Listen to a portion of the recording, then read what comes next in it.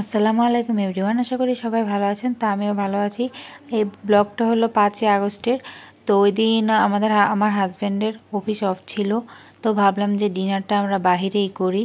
আর এইদিকে আমি শুধু আমার ফেসবুকে খিচুড়ির ব্লগ দেখে যাচ্ছি। আমি ফেসবুকে ঢুকলেই শুধু খাবার দাবারের ব্লগ আসে। তো খিলগাঁও অনেক বড় বড় রেস্টুরেন্ট এবং ভালো ভালো রেস্টুরেন্ট আছে, তো মজার মজার খাবারও এখানে পাওয়া যায়। তো ভাবলাম যে দক্ষিণা কিচেনে চলে যাই।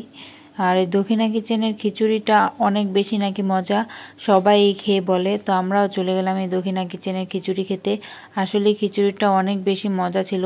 এই তো এখন আমরা চলে আসছি, মেনু কার্ড দেখছি আর তারপর অর্ডারটাও দিয়ে দিলাম। এইখানে নাকি খিচুড়ি শেষ হয়ে গিয়েছে। সবাই উপরে সবাই খিচুড়ির জন্য দেখেন বসে আছে, চারপাশে কারোই খাবার দিতেছে না, শুধু সবাই খিচুড়ি খিচুড়ি, মানে খিচুড়ির জন্য আসলে এখানে বেশি আসে সবাই। যে দেখেন 10টা বাজে মাত্র, তারপরও খিচুড়ি নাকি শেষ। আমাদের আশেপাশে যারা ছিল সবাই খিচুড়ি অর্ডার দিয়েছিল আর সবাই বসেছিল। আর আমার ছেলে দেখেন এখানে তেহারি খাচ্ছে বসে বসে। একটা লাচ্ছি অর্ডার দিয়েছিলাম, আমরা বসে থেকে থেকে লাচ্ছিটাও খেয়ে ফেলেছি। খিচুড়ি এখন আসতেছে না, তারপর অবশেষে খিচুড়িটা দিল।